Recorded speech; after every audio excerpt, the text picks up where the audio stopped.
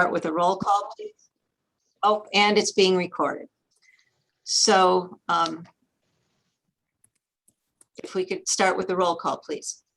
Trustee Clayton, Here. trustee Deacon, Here. trustee Eastman, trustee Haber, Here. trustee Hollander, Here. trustee Jamerson, Here. President Ford. Present. Next item is the approval of minutes. Are there any comments or suggestions for additions or deletions, rewording? Seeing none, do I have a motion for approval of the minutes of the September 4th board meeting? So moved. Second. Roll call, please. I just want to say on the record, it was the September 14th meeting. Oh, That's what I moved. Okay. well, you did now for sure, so. Trustee Clayton, Aye. trustee Deacon, Aye. trustee Eastman, trustee Haber, Aye. trustee Hollander, Aye. trustee Jamerson. Aye. Thank you. Okay, next order of business is the approval of bills. The council approval report was in your packet. Are there any questions or comments?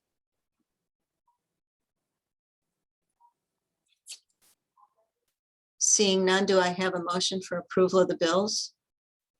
So moved. Second. Is there any further discussion? Roll call, please. Trustee Eastman is just joining.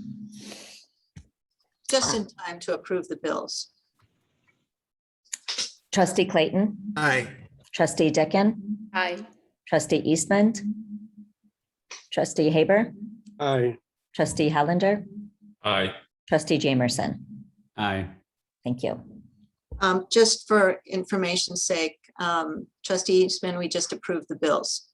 Okay, Did you have any questions or anything that we can address? I did not, just had a few technical difficulties on my internet. My apologies. I can understand that completely. Okay, thank you. Let's move on. Treasurer and Finance Committee report. Trustee Clayton. Tomorrow morning, I plan to email out the RFP for auditing services for the next 3 years. So that will be issued. I intend to send it to you tomorrow morning. And then we will issue the RFP on October 1st. And we are going to request that responses be received by October 29th. And then the first couple of weeks of November will be the time that we can make a decision and then make a recommendation to the board. Also, I plan to send out an email tomorrow morning on the October 5th financial presentation. And if you would take a minute to review that before the meeting, and if you have any questions in advance of the meeting, let me know. And then finally, at the mayor's request, we are scheduling a meeting mid-May to discuss the village processes and flow charts, particularly in the finance area. I think it might be mid-October, What did I say? May. Man, I am really hoping for spring. Sorry, And I'm not waiting that long. that's it. Any questions for Trustee Clayton? Okay, moving forward, Director of Community Services report, please. Yes, a lot of my stuff's on the agenda. One thing the mayor asked me to bring up was last weekend was the IML conference in Chicago. And it was really, really a good conference. I've been going to these things for more years than I'd like to say, but they had stuff on, revitalizing downtown with COVID, this new stuff with the video gambling. Now they're making some changes or proposing some changes by the legislature for redoing the TIF districts and redoing the rules for TIF districts. So, there's just so many things here. I got a pamphlet here. There's probably like 60, 70 programs on here. So for those for next year, and they have new trustees or and anybody who's new. I mean, they have all kinds of brand new courses for them to let you maneuver through the system. And the best part to me is at the Saturday afternoon, they break it down to trustees, mayors, clerks, village managers, and a few other positions. I don't know what they all are, but they get into roundtable discussions about what's going on in all the different villages and how what's going on has affected you. And you get a lot of information out of them. And it's interesting to see that, you know, even though you think you got problems, other people out there got just as bigger problems than you have. So it was really a good session this year. Really enjoyed it. Sounds good. We should keep it on Yeah. on mind. So next year, maybe we can target a little bit better. It's always about the third week of September every year, and it's always at the Hilton. And like I said, you know, if you've gone to them enough times, a lot of things that they offer, some of them are reworked. But this year they had a lot of new stuff in here. It's probably the most updated and the newest things I've seen in a long time. So it was very well run, very well received. And I was surprised at how many people were there. I honestly thought they canceled it last year. I did not think there would be that many people. I got to tell you what, they had the grand ballroom, and the guest speaker this year was Joe Theismann, who was just outstanding. But I mean, from end to end of the grand ballroom, there was not an empty seat. There was standing room only crowd. So I don't know what the final count was, but they had to be close to a record crowd there for this year. Wow. So really good. Are there any questions? Any other issues for the director? Oh, the one thing I was going to you want me to bring up was just before I left today, you and me went by and we found a neighbor of our village here by the village hall with lots of dirt in his front yard piled. And with the help of Pat and Steve, we put a red tag on them for them to stop spreading that dirt. And to get that tomorrow, Don't worry. they come up with a plan. I'm not. Right now, they have no permit, and they definitely had more than 10 yards of dirt packed up in that front yard. Yeah, we had the chief run over and you know, deliver it personally. So So It was, on top of that one, it was a long ride. It was a long ride. Yes, right next to It the was village tough. hall. So yes, we did stop that one. So that was, Yeah. that was good. Okay, that's about it for now. Okey doke. All right, moving on, let's go to consultants reports.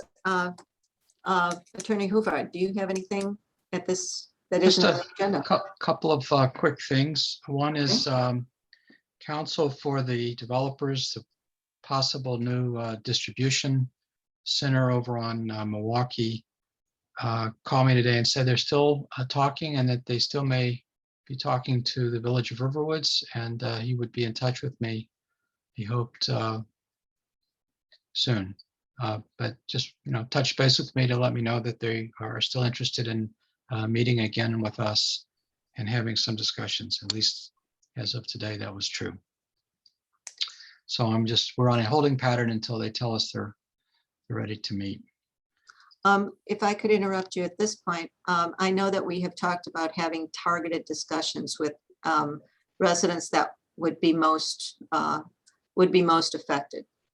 And I think we'll probably start talking in earnest about getting that group together, maybe early next week. Does that make sense? Yeah, sure. I mean, you know, I think there are a lot of things in flux with this development. I think that's why it's kind of start and stop. And obviously they were talking to Buffalo Grove. They probably still are. So it may, you know, we'll see. I mean, but I don't think it's too soon to start opening lines of communication so people better understand what it is that we're looking at. Thank you. Trustee Jamerson. I think I'm the one that brought up the talking to the residents on this, especially because a lot of them are in our homeowners association. And I can't stress enough to, and I have to the mayor, but I'd like to stress to everybody else on the board that I think it's important that we as a village be proactively working with our residents and the developer and not reactively working with them, because if we allow this development to go into Buffalo Grove, it will adversely affect a lot of residents in that area. And I think that too often, I shouldn't say too often, often enough, as my time on the board has been, I have noticed that we tend to sit back and wait for things to happen. And I think that's a bad, I think that's going to do us a disservice in this instance, because if it goes in and it goes in Buffalo Grove, we're going to have absolutely no say about what happens. And we're going to have a lot of very unhappy residents. We may have unhappy residents anyways, but if we have a say, it's going to be better than no say at all. So I can't stress enough the fact that I think it's important that we meet with the affected residents and other business owners that are affected, and keep the dialogue open with those people, so that when the time comes and we have to have public hearings or whatever we may have to have, there isn't an uproar that makes the developer think that they should have gone to Buffalo Grove in the first place. Point well taken. I was writing it's on my calendar. Are there any other questions right now? Otherwise, Attorney Hubbard, could you continue, please? Second thing, as far as I know, Lexington Homes is preparing for a submission to go to the Plan Commission. The earliest that would be is December. I haven't seen any substantial revisions yet. I guess one of the questions that Lexington had for us was, after the board heard about the proposal, I think Trustee Hollander sort of shared their concept plan. Was there any feedback? Were there anything, points, items that we wanted to communicate back to them that we haven't already? Otherwise, they'll continue to work on their plans and in due course appear before the Plan Commission. Lori Brightcroft, please. Yes, Bruce, do you know if they've committed to affordable housing? Because that will be very important to the Plan Commission. Well, they've committed to doing what they think was needed to win our approval, and we've told them that affordable housing is high on the list in some fashion, and so they're trying to come up with a program that would work for them, and then they'll present it to us. But I very, very much doubt that they would try and present a proposal with no affordable housing. We told them that it had to be there, so I don't know what the contour of that will be, since we don't have any other example of it in the village. So it's really for them to invent something. Are there any other comments at this point? Did you have more, Bruce? One more. Okay. The Center for Holistic Health, which is on Saunders Road. Some of you know that building's been there for many years. I understand it's been on the market. We were contacted by someone who would buy it and use it for a limited sort of market type operation, food market, catered foods, prepared foods, some wellness classes. The individual is not a physician, it's not a health clinic, but it would be somewhat reminiscent of the health food restaurant that once was proposed for where the car wash is. It would be healthy food, light snacks. They might ask for wine and beer type of license. And then the question came up, could we approve it in that location? So I said that I'm sure that if the board thought it was a good use, that there would be a way to find a way to approve it. Those properties, a number of them were in single family zoning. We recognized some time ago that single family zoning on Saunders is not the most practical. The Center for Enriched Living is a special use within the R1 district. And this, the Center for Holistic Health is also a special use in the R1 district. And everything else over time evolved away from that. We have, we created the office compatible use that's sort of at the periphery of the office and research campus. And in fact, when we just approved the expansion of the Discover parking lot on what was King's Kennel, we rezoned that from, because that had also been a special use in the R1, we rezoned that to Discover's campus underlying zoning. So to me, the obvious thing to do is to treat this as like all the other properties that are now sort of ringing the periphery of Discover, to treat it as part of the office compatible zone and provide a type of use in the office compatible zone that would allow this. I mean, the other uses include a Holiday Inn, which includes an office building, includes the Saunders Woods Corporate Center. Those are the current uses in the office compatible district. So I thought I would just bring this up. If anyone on the board had a concern about this type of use there, I don't think there's any intent to expand the building. Basically just adapt the building to this kind of use. I think there are about 30 something parking spaces there. And just as a note, I think we approved this as the Center for Holistic Health back in 1996. So it's been that use for 25 years. So if you have a thought or a comment about it, or you think it needs more discussion, otherwise, I suggested that we would just sort of work on preparing a text amendment and some ideas for how to approve it, and just go help them get ready for an application and a presentation to the Plan Commission. So I'm just wondering if the board wants us to do something different other than to sort of work with them to, if you need more information, it's The, maybe we should point out to the group that this particular applicant, almost applicant, has a business similar to what he envisions opening here in Lake Bluff.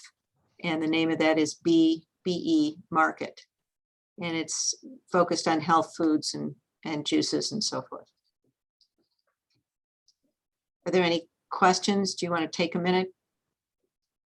I think people are Googling it. That's why. Trustee Jamerson. So this is the little parcel that's kind of in the front end of where Discover wants to build their parking garage or lot, correct? correct. Okay, thanks. Any other questions or comments at this point? Okay, it's I have a Trustee question. Haber, sure. So Bruce, just for clarification, why wouldn't it go to the Plan Commission first before we would even consider the text amendment? Is that because it fails before it even comes to us? Because, or, like, why wouldn't we let the Plan Commission make a determination as to whether or not on an advisory basis it's something that we're interested in? And then if we're interested in it, then we would go to the next phase, which would be the text amendment. Well, unlike a lot of types of applications, if someone asks for property to be rezoned to a completely different category, it may involve a change to our comprehensive plan. This is a fairly dramatic change in what the underlying zoning is. So I thought I would just bring it up to the board. I'm not suggesting that you pass anything tonight, other than to see if you have any suggestions or concerns before we start designing something and going through the whole process with the Plan Commission. That's why I'm thinking that I would rather, it seems like the normal course would be Plan Commission first, let them look at it, decide whether or not this is even a use that we'd be interested in. And then if it is something that they would recommend or, bring it before the board, then we would do what we need to do to, assuming the board was in agreement with the Plan Commission, we would do what we need to do to make it work. Well, right. Normally we'd ask the applicant to pay an application fee. We would prepare notices. We start to incur expenses. There would be design. Normally we wouldn't take it to the Plan Commission just for advisory nature. We'd say to the Plan Commission, here's an application.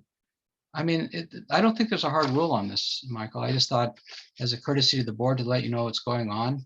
And I'm not seeking a vote or anything. I'm just saying. that No, I this is- understand that. I'm just trying to understand, whether we want you to start doing that work before the plan commission even indicates that there's an interest. Well, And isn't the plan commission always advisory, by the way? Well, they are. We have a plan commission meeting coming up, and I was going to bring this up to them as well, because we don't have time for this kind of matter to get on the plan commission in October. It'll be a while anyway, so we will discuss it at the next meeting at the plan commission. Thank you. The last thing I would just let the board know is that we closed on the bond issues for SSA 22 and SSA 35 last week, and the bond proceeds were deposited in at the bank. And I guess the contractor for those projects, we will hear from the engineer, is probably gearing up to go. Is there anything else for the village attorney? Okay, the village engineer, please. Pat. Well, Bruce, you stole my thunder. We have the pre-construction meeting with the contractor for this year's road program tomorrow morning. So from that meeting, I expect to get their schedule and order of operations. So I don't have a lot of news now, but I expect that tomorrow afternoon, I'll be able to share at least the broad outlines of the proposed construction schedule with the various special service areas that we're working with the associations. The only other thing I have is we did start, as a number of you are aware, I'm sure, with the meter upgrade, the actual physical installations. They started on Monday. Looks like they're doing about 20 houses a day, give or take. My expectation is that for the next few weeks, it'll be pretty steady. We'll continue to chew through all the 900 or so accounts that we have, customers that we have. And then as we get toward the end, there'll be the ones that the outliers and the unusual ones that we need to mop up. But so far things are going along as planned. So that's what I have. Any questions for the village engineer? Okay, moving forward, village ecologist isn't present this evening. The plan commission report. Chairman Brighthouse. Yes, the only thing I have is that we submitted the plan commission report on the video gaming application to you for your review, and it was in your packet, and I have no changes to that memo. Bruce, do you want to talk about what's going to be at the next meeting? It's on the agenda, the referral on the minor amendment to the comprehensive plan. Would you like to summarize the report just a bit, just as a precursor? But because I know we did have a request, and we've got an agenda item for a presentation. So maybe as a introduction, the plan commission, you could summarize your findings, and then we could hear from our applicant. Sure. Basically, we had a public hearing on September the 2nd. There were about more than 25 people in attendance. At least 8 residents spoke. All of them were against the application for a video gaming establishment. And for the most part, the feeling was by all the speakers and by the plan commissioners that this was not the type of use that we wanted to have in Riverwoods, that we didn't think it was for the benefit of the residents, and we questioned the safety and moral aspects of it.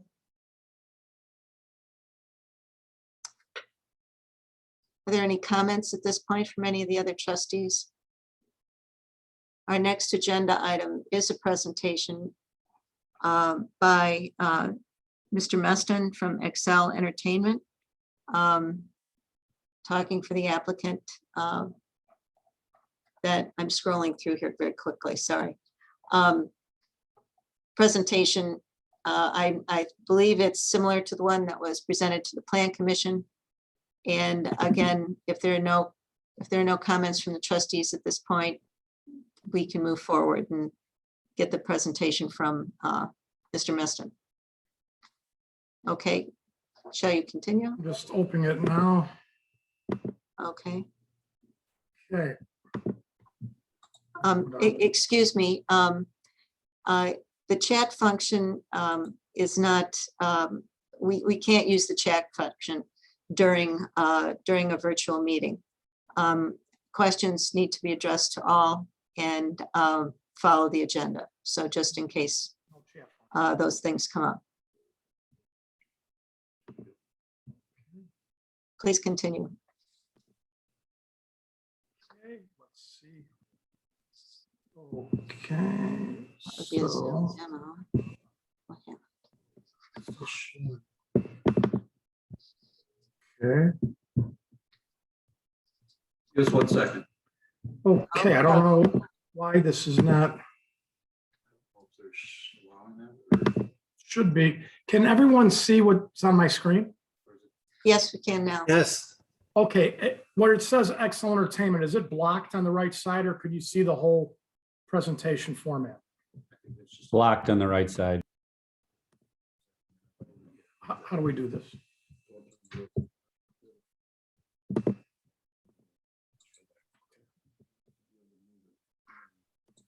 Okay, how's that?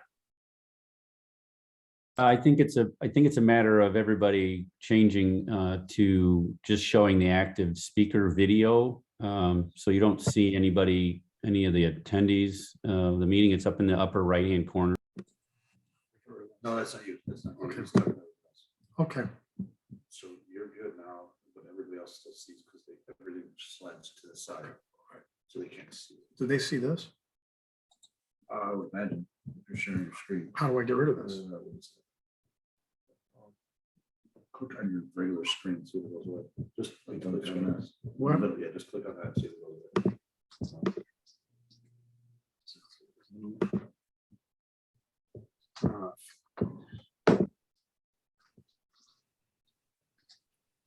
Oh, Hang on 1 second. 1 second, with this thing just. Oh, geez, I did remove the attachment. Oh, my God. Oh, my God. I removed the attachment. Well, maybe we can come back to this later, give you a few minutes to get this settled so that you're not. There under we any go. stress.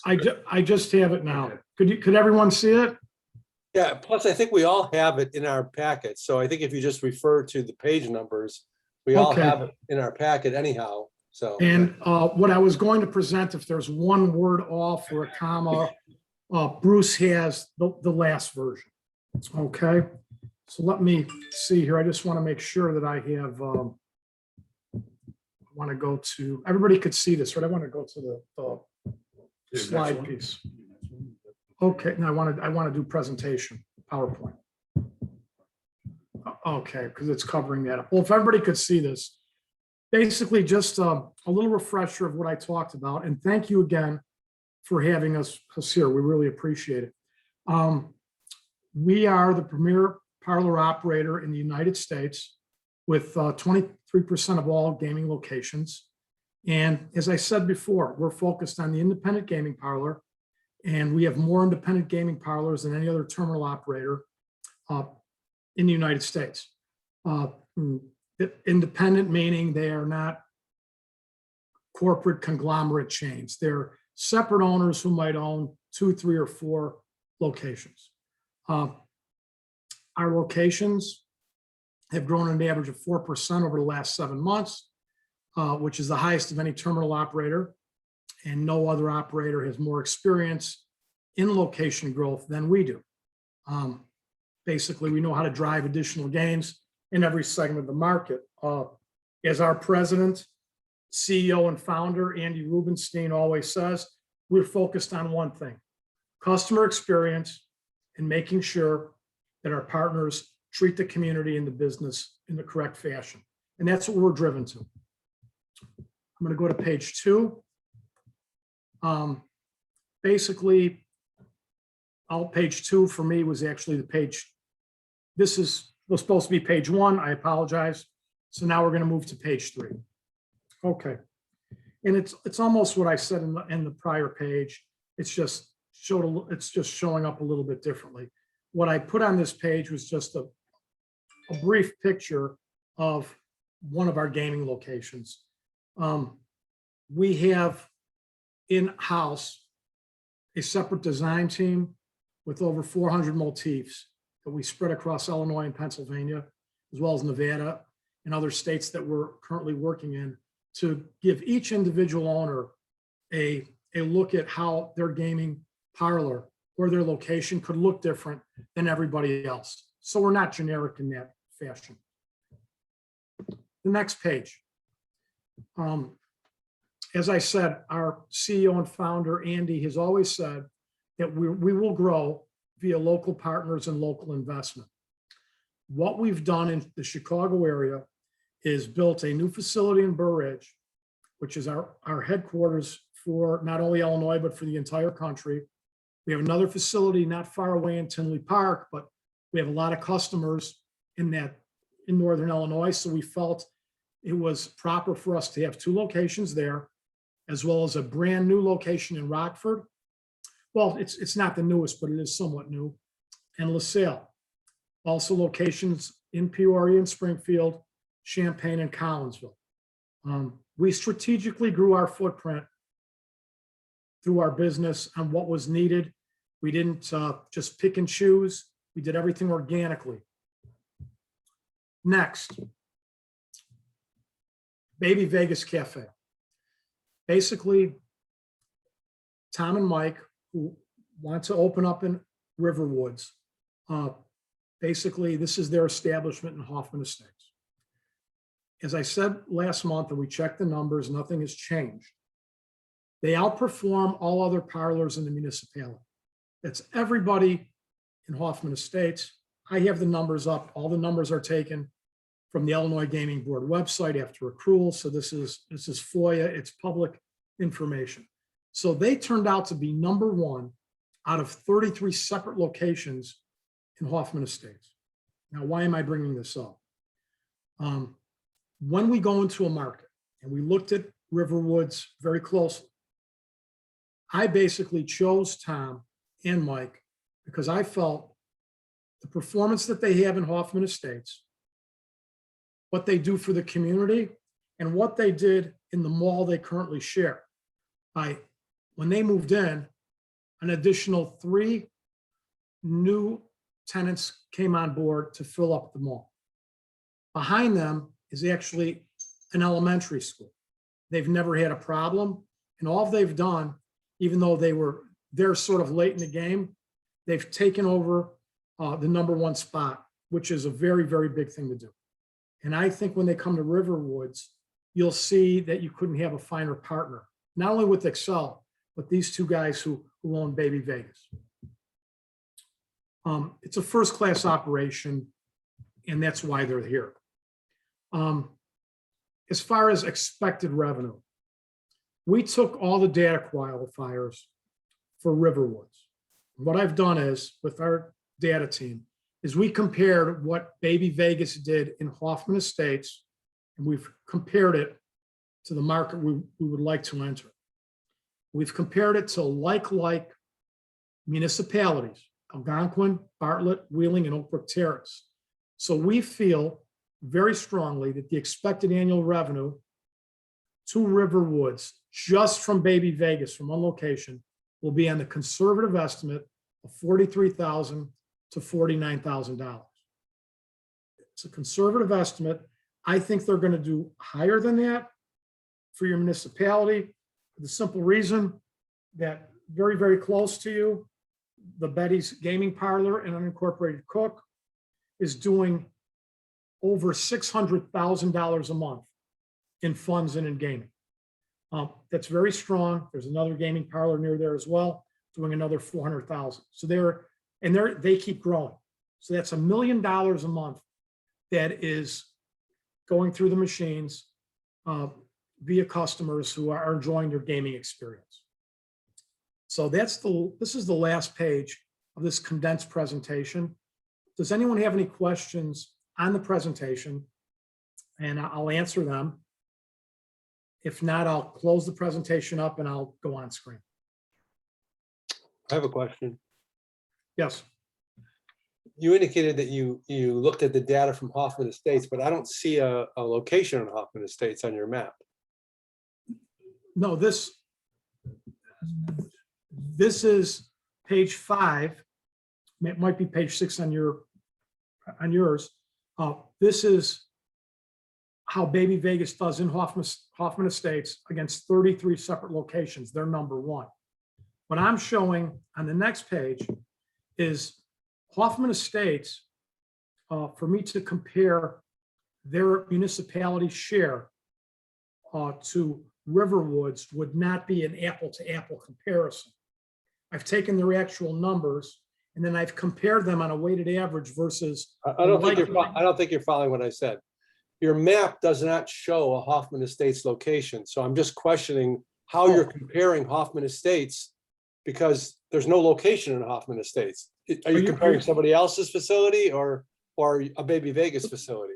Okay, are you looking where it says Excel was built on local partnerships? That page, Yeah. page 4. Yeah, you show These are- like, 8, 9 locations, but I don't see one in Hoffman Estates. No, these are Excel locations these are our offices where we have business, credit collections, Oh, okay. safes, technicians, 24-hour customer service. When we started, we had one office one half was in Lamont, one was in Woodridge. Okay, And so then these we are built- these are administrative offices, not These are- actual locations. No, these are very big administrative offices with Okay. security that the statute of the IGB makes us do. And most people only have 1 or 2 facilities in the state of Illinois. I apologize for not understanding your question. We basically have 4, 5, 6, 7, 8. We have 9, okay, which is our closest competitor has 2. So we have this entire state covered. And we built it after we moved to the Burr Ridge facility and built that up from scratch. Then we went to each location and said, look, this is strategically where we have to put this to serve our customers in that area. Massive capital, a capital expenditure. I have a question. If it's okay. Yes, trustee, go right ahead, please. This is trustee Jamerson. So my understanding, based on what I've heard you say, is that this is actually, I don't want to call it a franchisee, but the 2 people you're talking about, Mike and Tom. Yes, they're here with me. I'm assuming that they are, I mean, they're not part of Excel. They're other individuals that own the parlor in Hoffman Estates and theoretically this one in Riverwoods. And you just provide them the back office support, right? Is that what I'm understanding? Because I'm not quite understanding the relationship Okay. between you and them. Excel Entertainment is a terminal operator per the terms used by the Illinois Gaming Board in the video gaming statute. We're a terminal operator. We're the largest in Illinois. Per the statute, and Bruce is an attorney, but basically on a macro level, a terminal operator provides the video gaming terminals, slot machines, for their customers. Tom and Mike are a customer. They own the facility and the location. They either own the building or they rent out a space. They need a terminal operator in order to provide gaming in the state of Illinois. There's over 60 terminal operators in Illinois, and we are by far the largest. We're also the largest in the United States. Okay, When I okay. s- I understand now. Okay. I did notice that in the Plan Commission's report, there was some concern about the name Baby Vegas. Is that a for sure name? Because I think that's probably not the vision we want people to think about Riverwoods. I'm going to let Tom answer that question. Hi, thank you for your time. I mean, Baby Vegas was was the first name that we had come up with. What we wanted was, a small cafe when you enter to look like mid-century Vegas, 1960s. So we wanted people to walk in with that expectation of, if in our current location in Hoffman Estates, we have, retro pictures of Elvis Presley and Frank Sinatra, performance-wise murals of the hotels throughout Vegas, retrofitted lighting. So all that. So we wanted that kind of full experience when you walk in. It wasn't so much about getting the slot play. It was just that was the available name. We did not want to do. And my first choice, a million people asked me personally, why don't you call it, a woman's name like most gaming parlors are? And my first response was, well, Maria, Gabby, and Olga are my wife, my daughter, my mother. So those three are out. No, they're all taken. Somebody else is using those names. So we tried to figure out what could we do to make it appealing and different, kind of push the envelope and see, the response. And the number one thing we love is all of our guests that come in and tell all their stories of their visits to Vegas in the 1950s, 60s, 70s, and 80s. So it's kind of worked, and we've become it's been very well received in Hoffman Estates. Saturday, we actually just had a lady, it was just a surprise 70th birthday party. And we're getting, text messages and emails, what a great turnout it was, for 15, 20 people, a light lunch, finger foods, and she had the time of her life. So that's what we kind of want to do, is have that micro version of a Vegas experience. Okay, thank you. And then I just one more question. This is just my ignorance on the tax situation. So how much, what is a tax rate? Maybe Bruce can help with this. What's a tax rate that the village gets? I mean, I see what you're saying, the projected expected revenue is, but what percentage of that is that of the actual revenue for the facility? I mean, is it 10%? Is it 2%? Is it 1%?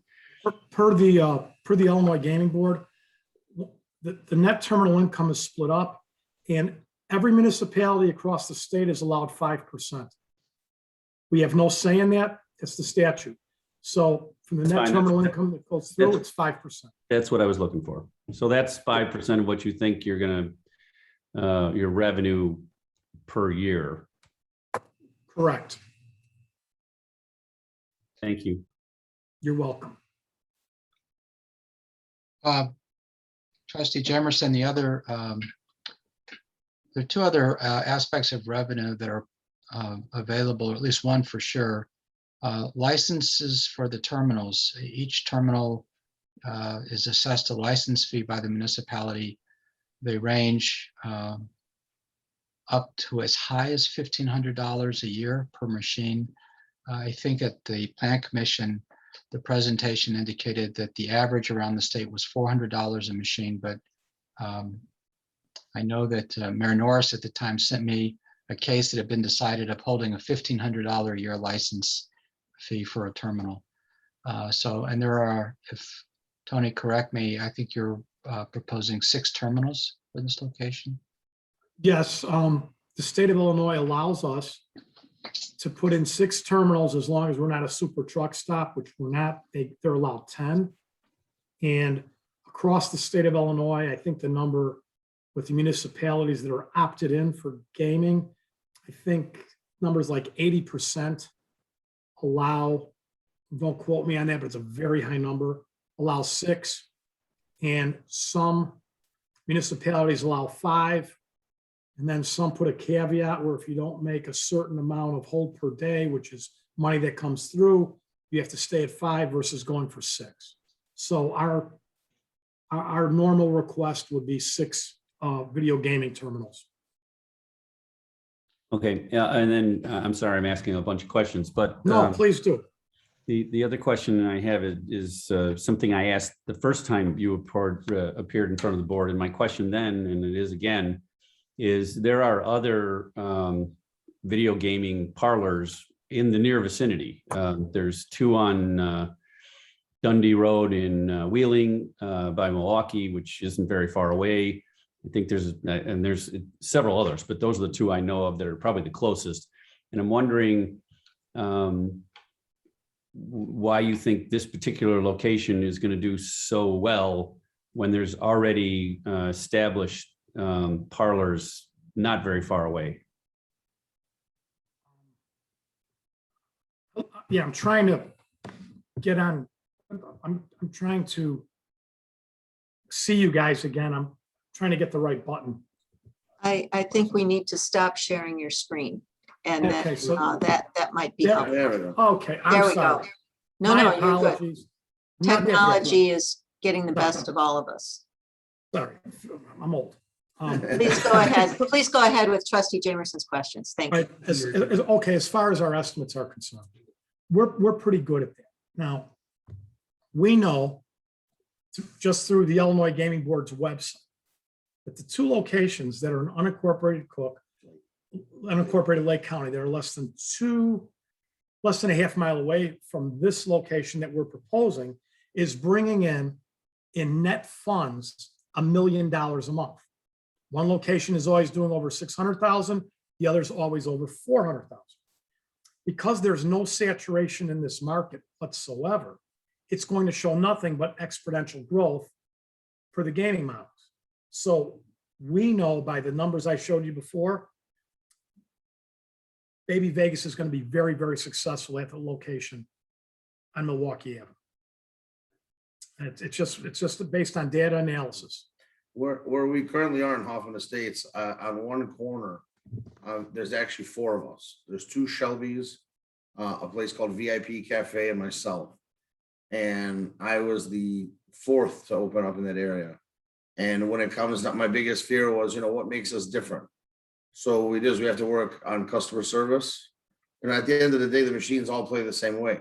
So it's about the customer experience, as the CEO of Excel mentioned, as Tony mentioned. We put everything forward to make the best experience, win or lose, when they come in. It's more of entertainment for us. And at the end of the day, the numbers kind of pan out. But the gratitude shows through the amount of customers that have grown. We have a reward system where we have over 900 people actively signed up on our reward system. And 420 of those are using them on a multi-week per week visit, of an average of 4 visits a week. So the demand is literally half what I have in Hoffman Estates compared to what our numbers are nearby the Riverwoods location. And with limited retail space, I really think that we could have a very successful location there.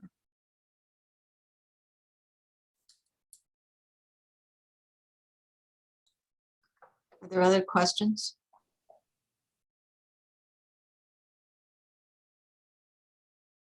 Are there any other comments? I want to thank you again for letting us present, Bruce especially, Mayor, you as well, and everybody else. We know from our business and what we do, we are extremely transparent at Excel, and our customers know that. Our clients like Tom and Mike know that. We have a portal that we've built.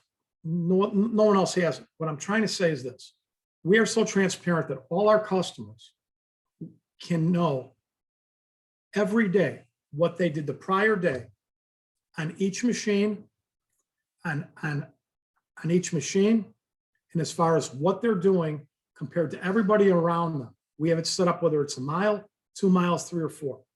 So we're extremely transparent.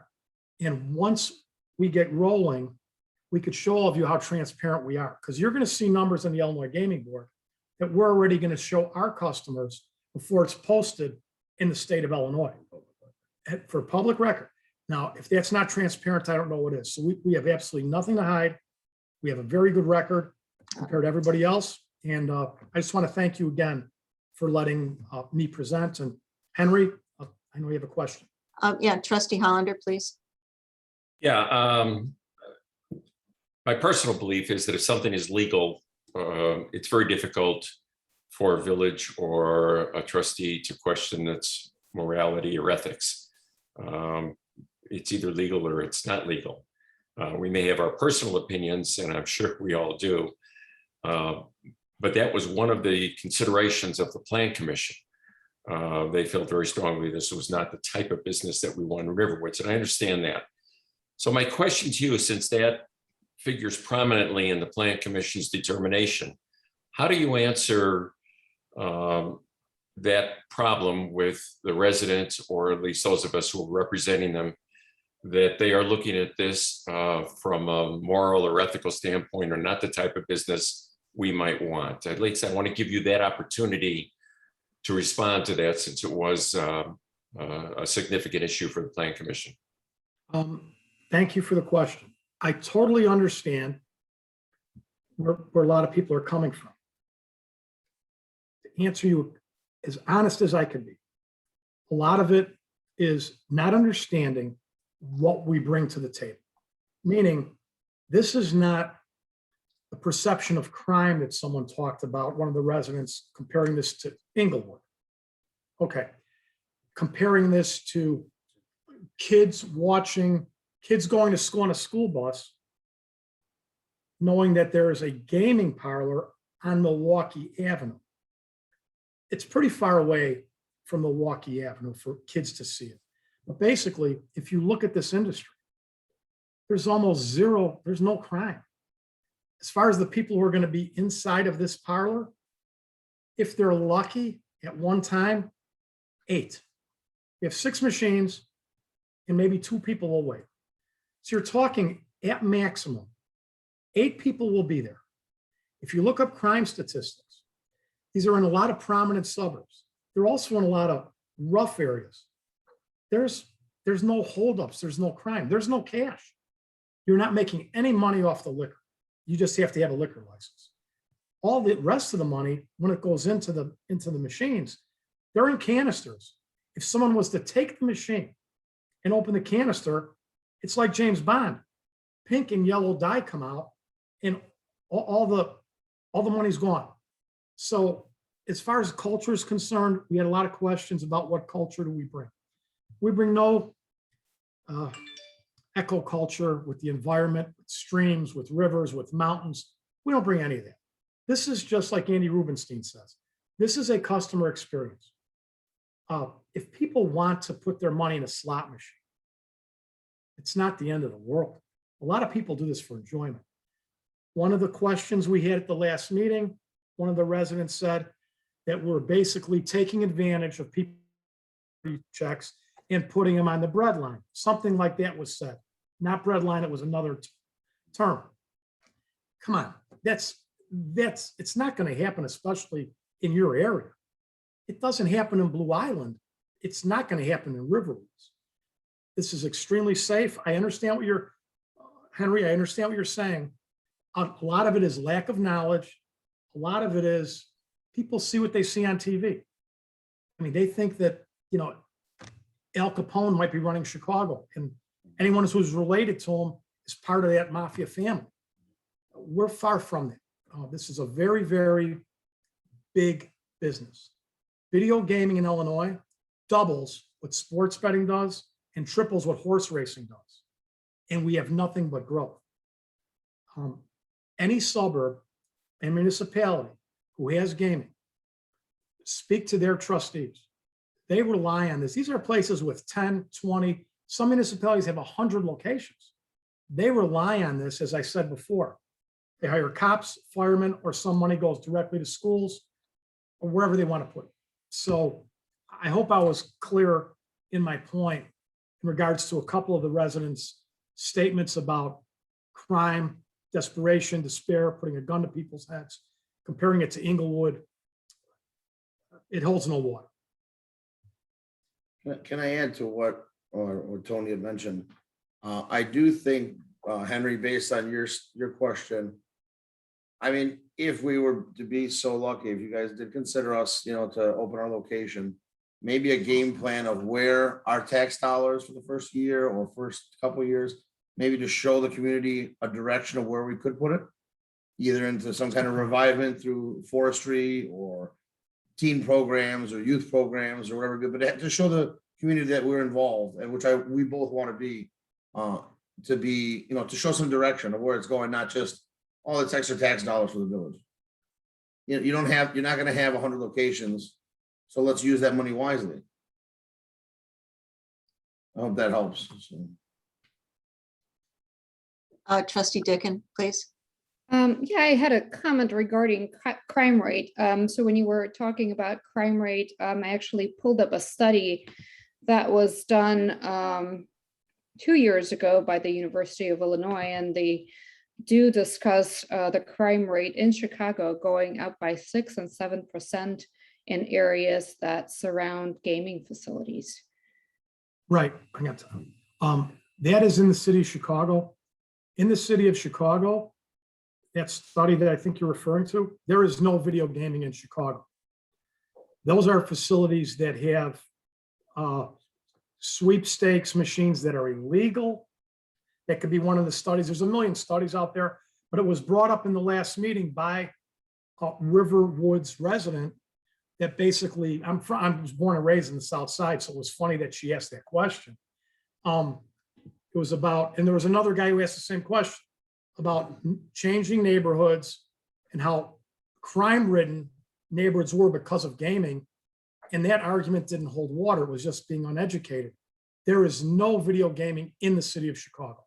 they've not opted in. They have not opted in. When they talk about gaming, it's about illegal sweepstakes machines in bars, Underground casinos. in the city of Chicago, stuff run by the actual organized crime, not this.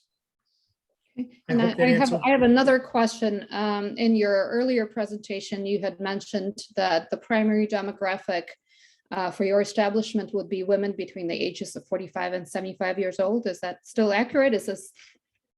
Because I also, did a couple searches just to pull up statistical data on the typical demographics of gamers, and it contradicts what you have earlier quoted. Or this is this is a gaming cafe. Right. It's not a truck stop. It's not a bar or a restaurant. For gaming cafes, what we do is this. We mirror what happens in a casino in an area with slot machines. It's a smaller environment. So the study you might be looking at might show truck stops, bars, restaurants, convenience stores. What we say is this: we mirror what happens in a casino, in a slot play environment. The number one demographic is women, and it's actually getting lower, over the age of 60. It's going down now into the 50s, is the number one user of slot machines in Las Vegas. Okay. What's the number one user among your facilities? Well, Tom could And speak for his mine, facility. like in the previous meeting, mine is, and it's not a targeted demographic, it's just. what we Sure. have No, based it's on just our- who visits. Yeah, just who visit. It's 45 to 75-year-old females. It's a clean environment. The number one thing is now with, I don't know if we're in post, so let's just call it mid-COVID. We had state regulated, we had dividers, all like the strictest sanitation rules. So what happened was when the big casinos opened, a lot of these people, all of our guests were much happier to be in a smaller controlled environment, as Tony mentioned, where you're not going to have more than 6, 7, 8 people. It's much more controlled. Every person gets up, machine gets completely sanitized, next person sits down. And even though the dividers are no longer required or demanded, we still make sure that every single machine is clean. And when we close, the location is in complete sanitation mode. So everything is cleaned until we exit that door.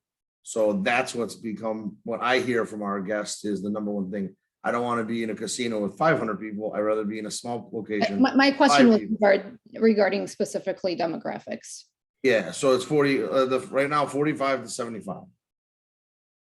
Female. Interesting. Okay. I think the reason for that is because they feel safer at a smaller place like that than per se a bar or something like a truck stop, or which I would never go to. So, And actually, because Mike mentioned that, the first few weeks that we had opened, I had some, people coming to check the place out. But when we first started, we had a sign that said Corona outside, a small one, and a sign that said Miller Lite. And I see a lady outside, she goes, what's inside there? She goes, it looks cute, but I don't know if it's a bar. I don't feel comfortable going into a bar. So I took the signs down, and all of a sudden, the 2 beer signs, and all of a sudden, more and more, the traffic just started picking up. So I met one person with that bar opinion, And it must have been a lot of other people that felt the same way. So we don't advertise any signs in the windows with bars. There's just your place slots or whatever, imagery we offer as far as Baby Vegas or Excel's imagery. Thank you. And I have one last question for perhaps our attorney. Are there any limitations as to what kind of establishments can open their doors right next to gaming facilities? Not that I know of. Okay. Thank you. Trustee Eastman, please. This question is for Tony, and I apologize. It may have been covered when I was having some technical difficulties with the internet. My question is, when you look at the communities in the slide where you were estimating what the potential revenues would be to Riverwoods, I was thinking, and this would go to you because you obviously operate or deal with, a broader set of municipalities than just the operators here. Is there any proxy market that you can think of that's close to Riverwoods? I mean, Oak Brook Terrace, I grew up in the western suburbs, and while that has a small population density like Riverwoods, it's also, much more dense in terms of businesses and commercial establishments. Can you think of anything that would be similarly situated, low density, low amount of businesses where gaming has been successful, or you even had any experience with it? Or is Riverwoods truly a unique situation in terms of putting these parlors? Because all the other markets to me don't even seem roughly comparable in terms of. Andy, I understand what you're saying about density. Riverwoods is unique. The only places that would mirror you as far as density is concerned would be up near Fox Lake, places like Roscoe near the Wisconsin border, or you'd have to go far south, Carbondale and down, to get niche groups that's not rural. Because there's a word for it when you're not suburban and you're not rural. You fit in there, but you fit another niche. Besides being a well-to-do town, which you should be proud of, there's not a lot of people.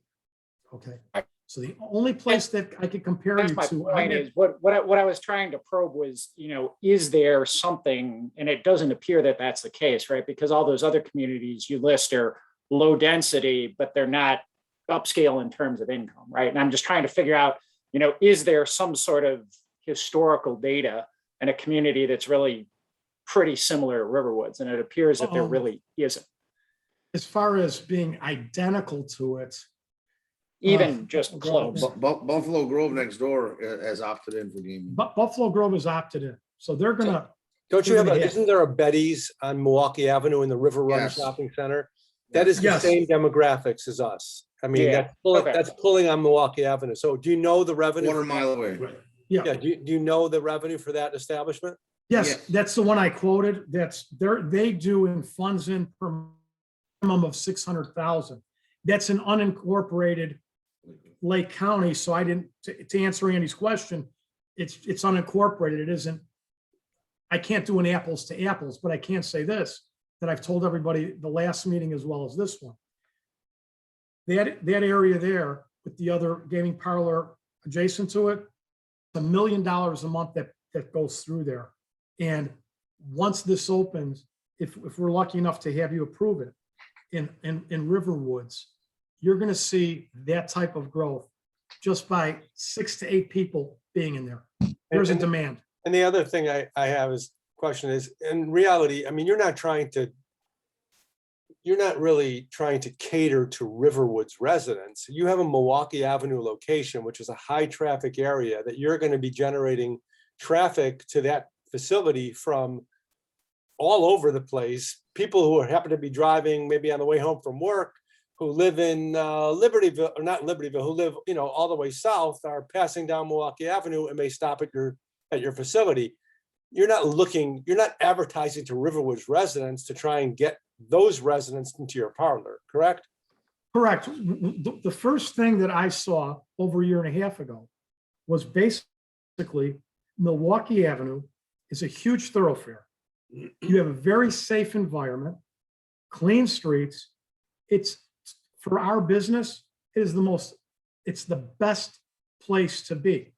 And in the first meeting I was at, when we had an in-person meeting, someone asked me a question in regards to how we picked that area and how I picked our clients. And I thought I answered it, but as far as the community is concerned, I stated this, I've been doing this for a long time.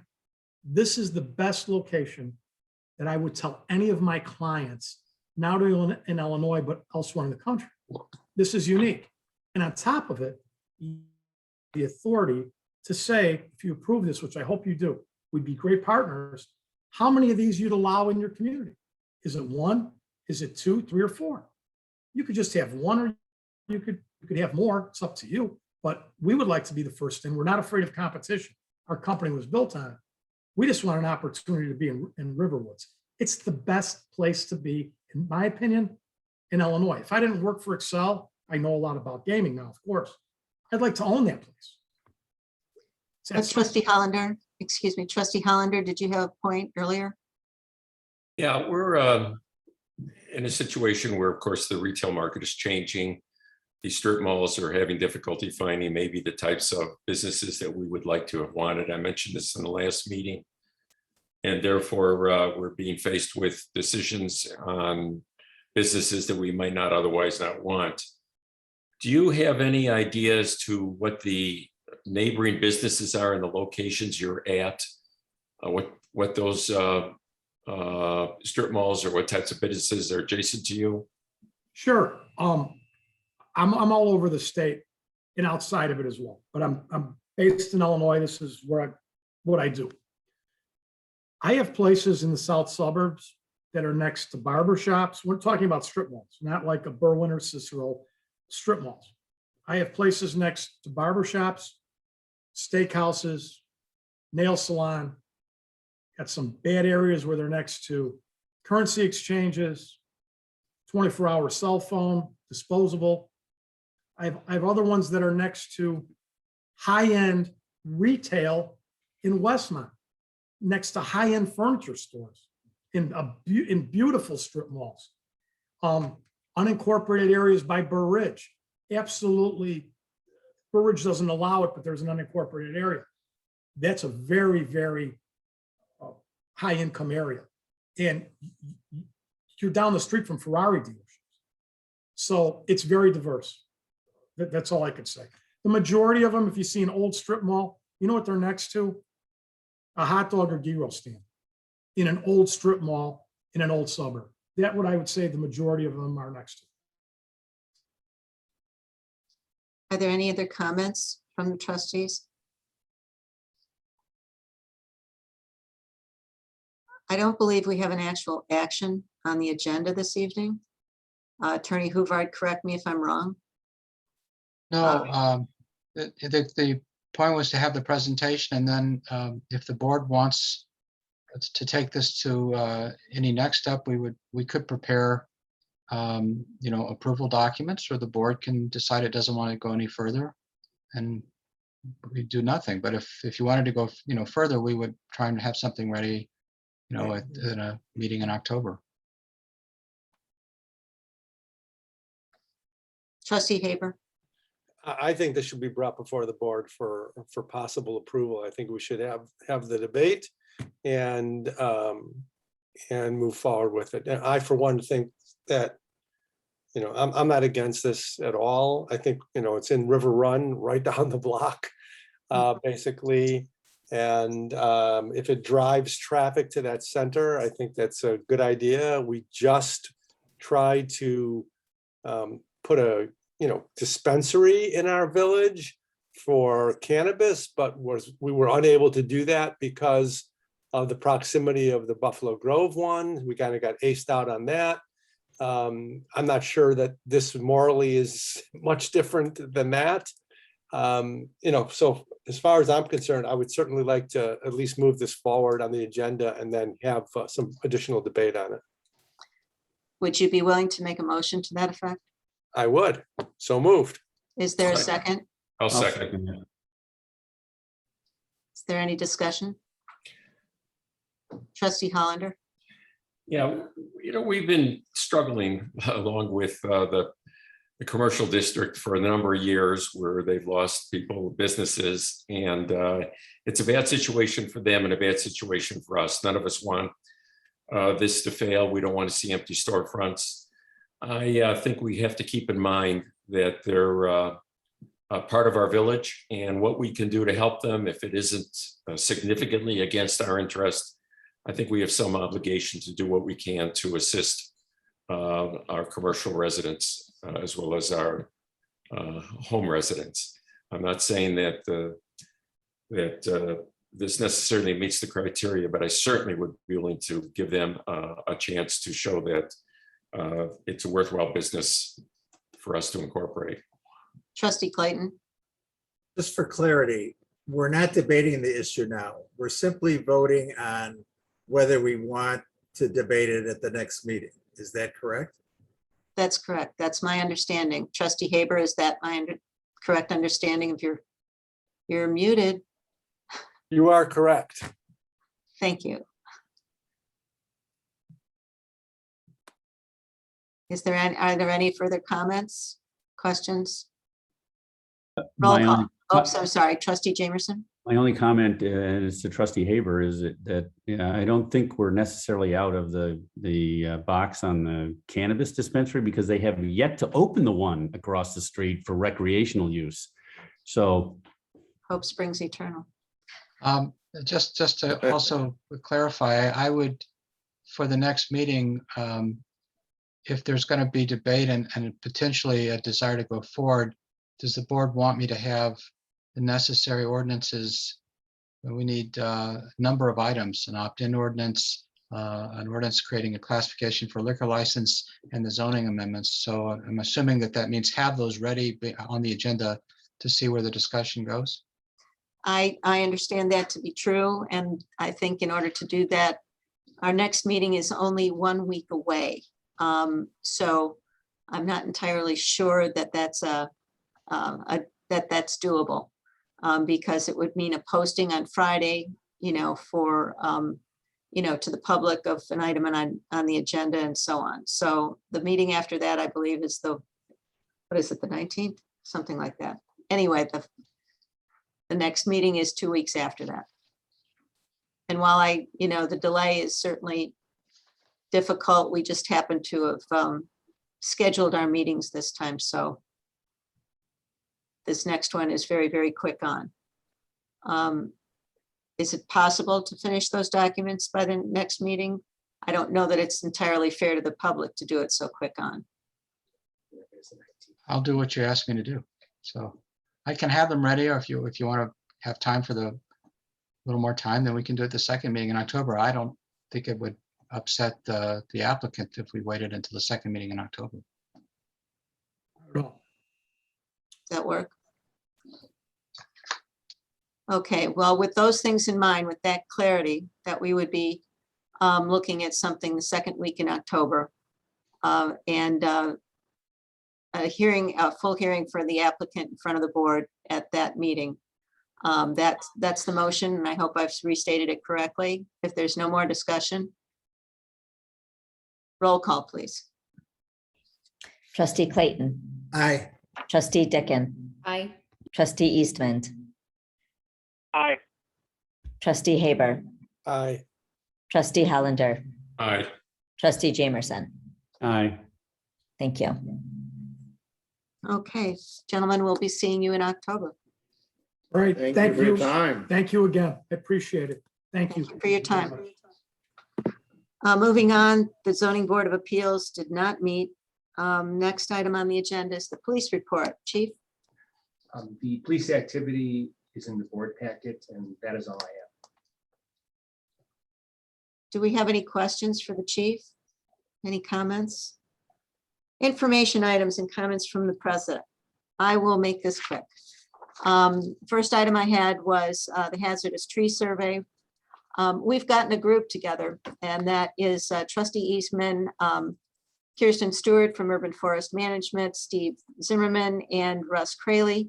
And we're planning to meet to form a woodlands plan. The tree survey has begun. There are over 100 trees marked so far. And we want to, once that all gets together, as we told you we were going to do, we will group them and then talk about going out to bid. There are several items around that, several details around that we will also discuss. So I'll keep you updated on that. The next item was Office of the Mayor. We opened up that email, Office of the Mayor. We've gotten 4 residents who have come to us through that vehicle, and then some non-residents with non-essential inquiries, references, and so forth. Signs. Trail Tales is nearing the end. We should be seeing Trail Tales soon. The ecological signs, the estimate for receipt and installation of those was sometime in March of next year, but we've gotten a new estimate and we could see those before January 1st. And then we're getting estimates to finish off the base of the electric sign at the corner of Deerfield and Saunders.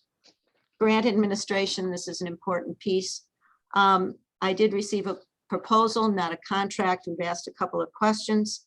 We're talking about employing somebody or contracting with somebody to review the environment for grants, particularly grants for assistance with the police department, with roads and all that. The person who has made the proposal is known to our village engineer for quite some time. He has presented some really very interesting other kinds of projects that he could be involved with. But my recommendation would be to go forward with him on this, just simply the grant writing administration and so forth. The information he's provided so far is on Governor Pritzker's $50 million Rebuild Illinois project. And he's made some suggestions, but that is not due until January of 2022. I would like to bring the contract to the board for approval on October 5th. So you'll have a chance to take a look at that contract and talk again about it. Those are all the items I had for this evening. Do you have any comments or questions or things that you'd like me to take care of, Trustee Haber? Yeah, Chris, could I see that contract before October 5th? Absolutely. Thank you. Absolutely. Are there any other questions, requests? Okay, we're gonna move on then, and visitors wishing to address the board. Mr. Michael Schaefer. Yes, good evening. If the board would allow, I'd like to talk about noise ordinance that, Madam Mayor, you are aware of. Mm-hmm.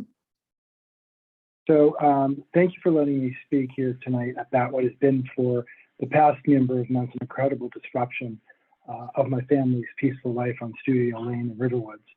I'll start out, if you'll allow, by having you listen to what we hear most every weekend for hours on end, and I'm seriously not exaggerating. If the board will allow me to just play a snippet of some audio.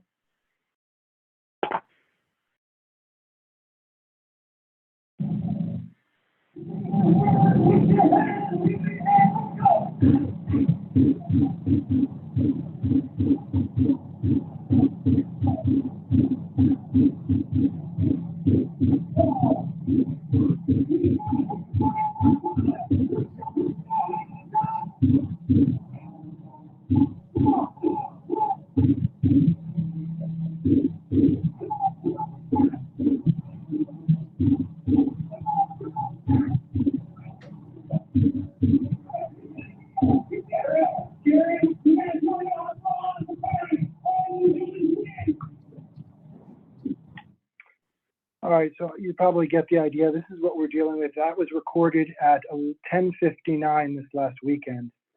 So Ravinia Green Country Club is allowing outdoor parties to begin in the middle of the day and go until 11 o'clock at night.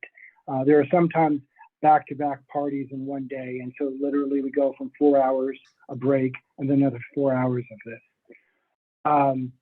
We're no longer can have a peaceful meal outside on our deck like we used to enjoy. We no longer sit outside with friends and family. We certainly cannot invite family over. and be outdoors. It's quite honestly humiliating for us. Yes, obviously living on a country club is beautiful and nice. We just never really signed up for constant outdoor bar-like activities. And quite honestly, we can't shout outside, and it's gotten that bad. And so it's even that point where we can't have quiet evening indoors because the bass is so constant. It's booming across the 9 holes we're on the back 9 into our house. But more significantly, this has affected my family stress level. Our work productivity has gone down, and my 13-year-old child, who has homework on the weekends as well, can't concentrate, and he can't find a quiet place in the house to get his work done. We've continually contacted the Riverwoods Police, sometimes twice a day or night, and been very grateful for Chief Dano and Officer Kirby and the rest of the team there. They're always very courteous to us. They've come to our home and they don't even need to go into the backyard to hear the noise level. They hear it from the front yard, unbelievably so in the front yard. And they've gone to the club, but they haven't had much success. Yes, they ask them to lower it, but then the next party comes along and they're doing the same thing. I've personally gone over and asked for help, thinking maybe a personal plea would help, but I was told that there were more parties to come and that it's their right to have outdoor parties at any decibel or loudness that they choose, because it's during the, it wasn't during the noise abatement hours, is what it was termed to me. So they really haven't made quite an effort to remedy this. And they've made it clear that the parties are a priority for them, and it doesn't seem like they care. With all of my requests, obviously, Madam Mayor, today, I know you guys talked with the GM there, and I do appreciate the fact that they're going to pull down the flaps on the tents. But it seems to me that we've gone so far in the wrong direction of what we really strove to do with a beautiful country club in Riverwoods, and it's become a nonstop party. And sure, it's generating value for them and maybe the Riverwoods as well, Village. But our website goes on to say that Riverwoods is like nowhere else. We have the largest collection of private residences and woodlands, preservation setting anywhere on the North Shore. Pair that with miles of bike paths, woods, packed 100-year-old trees, and rich natural environment on the grounds. And you'll see there's nothing like it anywhere. Privacy, simplicity, personality, accessible. Our residents protect and cherish it. We're just not living up to those expectations when we have these loud parties booming. The club certainly doesn't live to these expectations. And so the stress and aggravation that has been causing us is now bringing us to you, the village governance, and we're requesting your assistance in asking the club to find a solution to the noise disturbance immediately. Again, I know that Chief Dano and Director Russ Crayley and Mayor Madam, you've made your effort, and I do appreciate it. I'm just concerned that it's going to continue, and you know, it's frustrating for us here.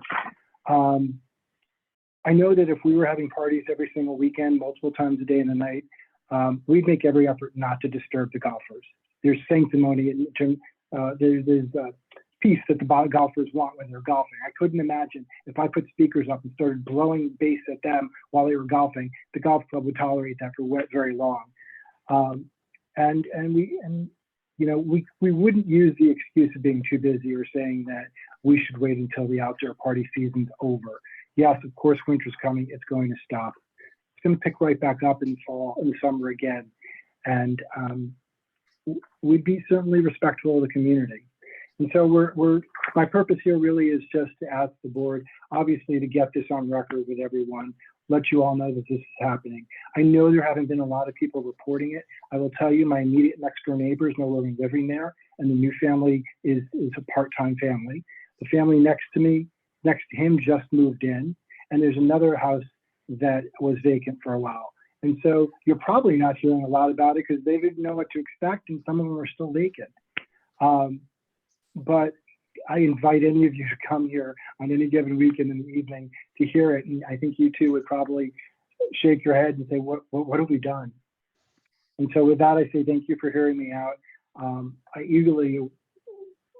awaiting your feedback in terms of what you are all thinking and if there's a path forward here. Trustee Jamerson. I apologize while you were talking, Michael, I actually looked up our ordinance on noise and it does specifically say the hours you talked about, but it also says that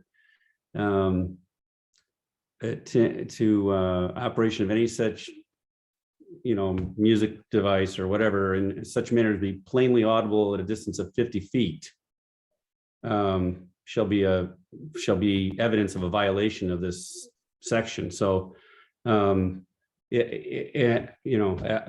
obviously you're much more than 50 feet away, and if you can hear it to the point where you can record it to the level you did, and I understand the bass is, bass in particular is driving and it vibrates everything. So I think that I don't know that we made any special provisions with Ravinia Bruce Dano. Bruce Huvard, and maybe Bruce Dano can comment on it as well. But I think that if that's the case, that that's probably more than we should allow. May I ask Trustee Clayton first, and then Chief Dana would like to speak. No, I was just going to ask about our noise ordinance. So Rick. Oh, okay. Thanks. Chief. So I sent our ordinance to the general manager of the club, and specifically the part that Trustee Jamerson just read, and explained to him that we can tell you to turn the music off. Typically, when we have noise complaints like this, we'll go there and we'll ask them to turn it down. If somebody's having a wedding at their house or something, and then usually that takes care of it. But if it doesn't, and we have to go back, we'll often tell them we have to turn it off. And my officers have been instructed to that. In the most recent complaints, Mr. Schaefer, my understanding is, and I wasn't working, but just from reading our reports, is that the officers went over there, told them to turn it down. I think over the weekend they called you and left you a voicemail saying we told them to turn it down. You called back and said it's still loud. The officers went back, and when they got there, the music had just gone off and it was over. But we're prepared to tell them to turn it off, and I'll reiterate that to my officers. The ordinance is very clear. Chairman Brightcroft. I'd also add that we specifically discussed this when we changed the ordinance, the Plan Commission. We were very concerned about noise affecting neighbors. I was there, I remember. Thank you.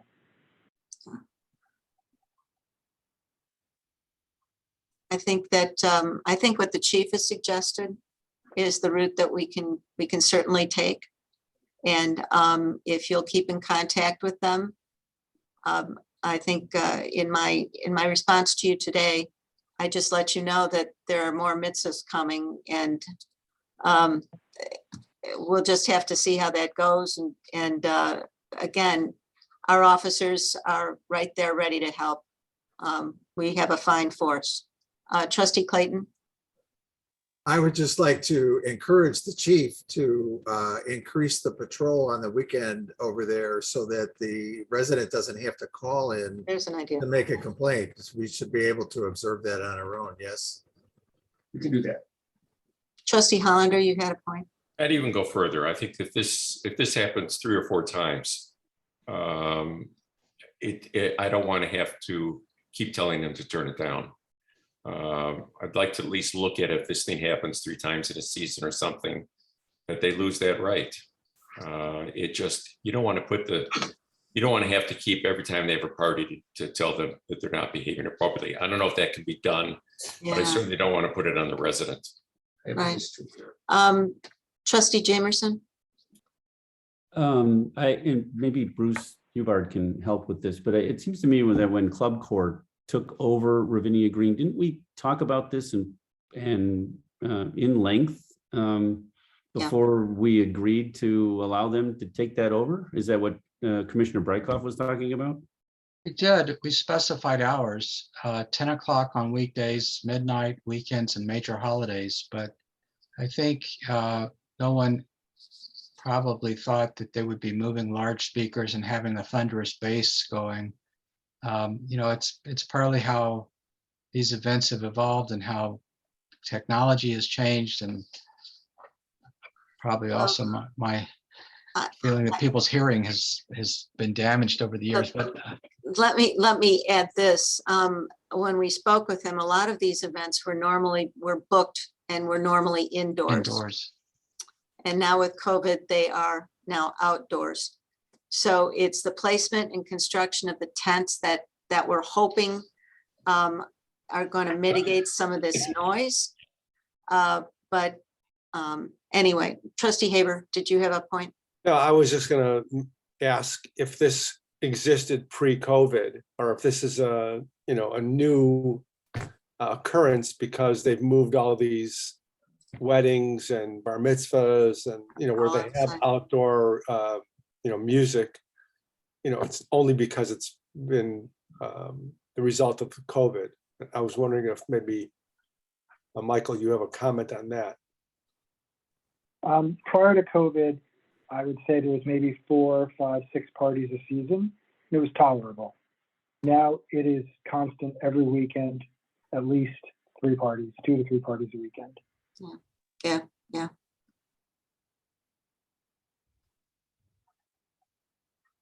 Trustee Dickon.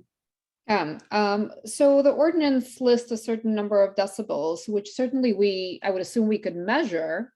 And, that noise level could be different and different, so depending on how the bass and the sound resonates. It could sound different at different parts of, the village. So, the pool will make it sound louder. And depending on what the sound bounces off. So what are the consequences for these repetitive offenses? I'm assuming some sort of a citation. Any consequences for noncompliance? Couple of issues there. Let me add this one thing before Attorney Hubbard speaks. He did the director there, the general manager rather. He offered to get a decibel meter. However, in talking with the chief, and we were talking about how you measure decibel levels, that gets a little tricky. Although the manager did say that there are some communities that have decibel ranges. But, it can, if the wind goes one way, it's fine. If it goes the other way, it's fine. Just the fact that he was willing to measure the loudness, I thought was a good gesture, but it's like the light, it's like the light ordinance, He would be measuring it on site, not, on the property of the, of the residents who are being impacted. Right. Which could be different. Right. Trustee Hubbard, I'm sorry, I interrupted you. I just think that we can sit around and think about maybe talking with the corporate people that we met before. They still are involved with the club. The manager is the local manager. They came into the village. They wanted to be a good corporate citizen. If this is really becoming a major issue, then my suggestion is that we sit down and let them know that we're unhappy with this. There is a requirement for them to have a license to operate a country club.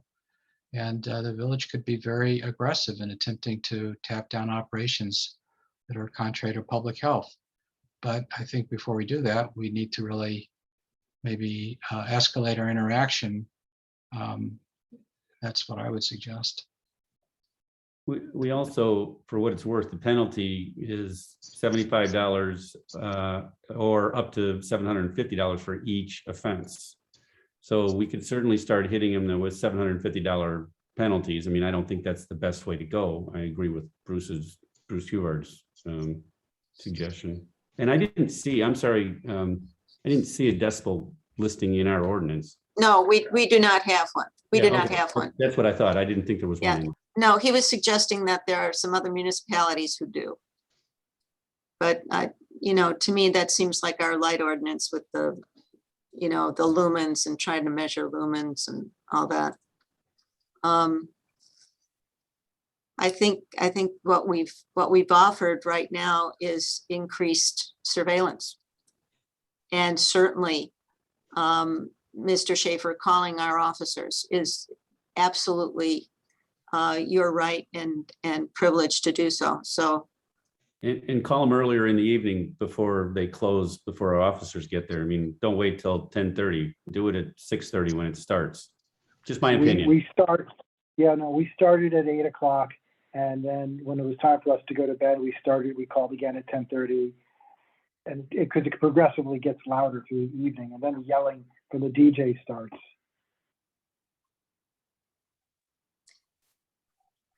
I think Attorney Huvard's suggestion is one that we should keep in mind as the next step. Certainly, if we hit them with a couple of $750 tickets, that might get attention as well.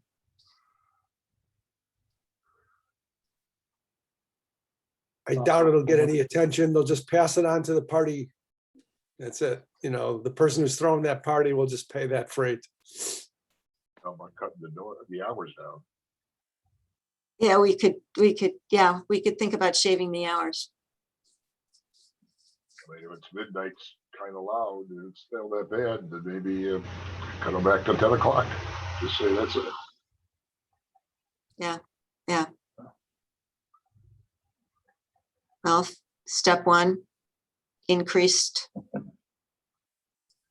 supervision, if that's a good word to use there. Mr. Schaefer, thank you very much. And I know we all are feeling your pain after listening to that recording. Well, thank you, Mayor Ford, and thank you to the trustees of the board. I appreciate your time this evening. We will keep in touch with you, sir. Thank you. Take care. Thank you. You too. New business. First item of new business is the approval of the second payment under the Brushwood Memo of Understanding. Do I hear a motion for approval? So move. Is there a second? I'll second that, but I have a question. Okay. When we approved the bills, there was a $10,000 bill in Brushwood Center that was approved. Is that different than this? No, it was an anticipation. Okay, well, technically, aren't we approving it twice? Technically, probably yes. That 10,000 wasn't for the signage that we approved the last. No, Oh, well, then there's more coming. it's kind of putting the horse before the cart. No, the cart before the horse. Either way, it's true. Right. Trustee Hollander? Is this the last payment we're obligated to make unless we re-sign or extend the contract? That's true. The only other payment we're obligated to make is covering the trail tail signs. So why are we even voting on this? I mean, isn't it something that we already approved previously? Or Because I thought the board would want to have final approval. Or did you just want to hear me vote against it twice?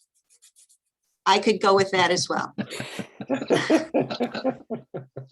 Well, I mean, I agree with Trustee Haber. I think if we've already agreed to do this, I'm not sure why we're doing it again. We've agreed to pay the bill, but it's up, whatever you want to do. I thought the board would like to have that opportunity. If you disapprove this, then I would pull the check. But we have a memo of understanding, so you caught me between a rock and a hard place. I'm getting a little gun shy about moving things forward without you all seeing it, okay? And I really don't want to hear Michael's argument again, because I read it several Let's- times already. How about, shall we Please just make sure withdraw which the- Michael you're talking about, please. either one of you? Michael, Trustee Haber. And I don't really want to make the argument again, because I know it's Okay, not going all right, anywhere. All right, my bad. Let's take it off. Forget I said it. Let's move on. Is that okay? Does everybody agree with that? Motion is withdrawn. Yes. Okay. So is the second, so are all those comments. The second is an approval of the Deerfield Parents Network donation for $1,000. You've got the paperwork in your file. So moved. Second. Right. Are there any Trustee Clayton? I I'm in favor of this and we'll vote for it, but I have a couple of questions looking at their financial statements. They've got over $50,000 in the bank and they spend about $10,000 a year. So are we feeding the program or are we feeding the bank? That's kind of one of my questions. The other one is that Riverwoods, apparently, we contribute, according to this, $1,000 a year, but their total from village governments indicates that the other communities are only putting in a total of $1,250, which seems to me to be unbalanced compared to the number of students we have and the number of students that Deerfield has, if I'm reading the financial statements correctly.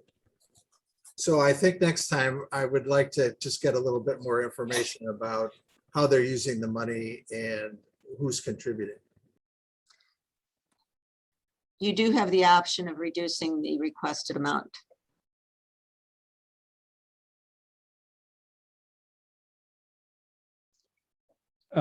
Reading lips, I understand you're saying no, trustee Clayton.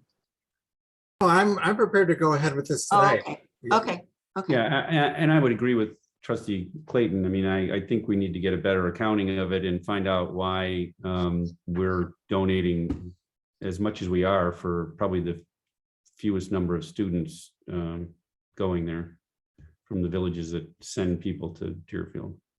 I think we should go ahead with it tonight as well, but I'd like more information as well. Okay. Duly noted. Are there any other comments? Roll call, please. Trustee Clayton, Aye. trustee Dickon, Aye. trustee Eastland, Aye. trustee Haber, Aye. trustee Hollander, Aye. trustee Jamerson. Aye. Thank you. Last item under new business is referral to the Plan Commission to just consider modification of the comprehensive plan. Attorney Hubbard. The federal life property that Lexington Homes would like to develop with townhomes currently is depicted in the land use map as only office. There is a rule against changing zoning on a site within 6 months of adopting a comprehensive plan. We're beyond the 6 months. Technically, it's not required. However, I would say that the best practice is to align the zoning that you may be granting with your comprehensive plan. The courts, when they look at zoning decisions of municipalities, take into consideration the consistency of their comprehensive plan and how well they've planned and how well they use it. And so this would be part and parcel of the overall request. The state's law on comprehensive plans lays out this scenario where if you want a minor amendment, the corporate authorities can refer to the Plan Commission. They have to consider the minor amendment. That's against it's advisory, as the Plan Commission is. And then before the board can adopt the amendment, it has to have a hearing. So originally, I thought of the referral only dealing with the townhome situation. There may be another referral if we ever do get to the point of considering the distribution center, because that also has a set of uses suggested in the comprehensive plan that may no longer work. But just to sort of tidy up the plan so we don't have something that's at odds with what we know is coming before us, it made sense, especially because we have an off month next meeting for the Plan Commission. We're not going to have any active applicants. I thought this would be a good time for them to look at this and address it.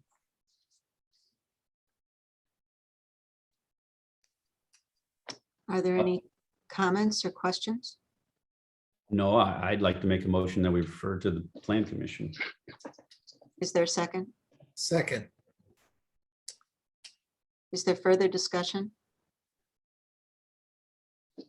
Roll call, please. Trustee Clayton, Aye. trustee Dickon, Aye. trustee Eastland, Aye. trustee Haber, Aye. trustee Hollander, Aye. trustee Jamerson. Aye. Okay, there is no old business, no reason to go into executive session. Are there any other comments from the board regarding anything? Trustee Clayton? I'd like to make a request that we vary the order of the roll call. Okay, Sometimes I'd like to not be first. okay. Well, and it's So- very unusual. that Trustee we would- Hollander, Why don't we just advance it each time by one? Each time you have a roll call, it moves forward once, so whoever's after, like Clayton would be the first next time, and then keep doing it that way. Then everybody will have a chance to go first or last. In the past, that's how it was done. They rotated it. Clerk Paris.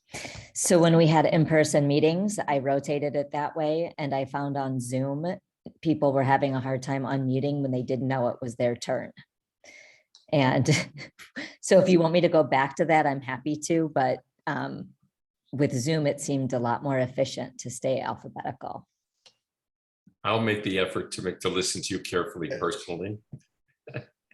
Okay, you know what? We'll try it. We'll try it. Y'all get twice. We're gonna try it twice. And if it doesn't work, there's gonna be a problem. No. Maybe you could just put a little cheat sheet out of, the order of our trustees, and we could check it off each time there's a vote, so we know. who's Yeah, we next. could do it in order of your birthdays. There are a lot of things that can happen. Yes, Just because it is a virtual meeting, I know we asked if there were visitors wishing to address the board, but we should just check our email. I checked the email. Oh, I'm There were sorry. no emails. okay, thank you, thank you. The chief is sitting right across from me, right? I, That's, when I go like this, I'm really, okay. Are there any other comments? Okay, next meeting is, remember, it's a special time. We have a budget review. We're gonna start at 5:30. It is a Zoom meeting, so at some point after we're done with the budget meeting, we can take a break.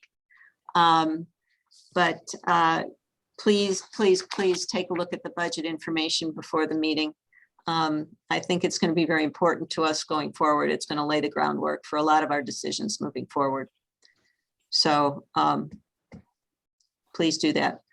Are there any other comments? And do I hear a motion for adjournment? so moved. Second. Roll call. Trustee Clayton, Is it okay? Is this okay? I'm going to start with the next meeting. Aye. Trustee Dickin, Aye. trustee Eastman, Aye. trustee Haber, Aye. trustee Hollander, Aye. trustee Jamerson. Aye. Thank you. And we are adjourned. Thank you all. Thank Good you all night, very everybody. much. Good night. Everyone, take care. Right. Be well.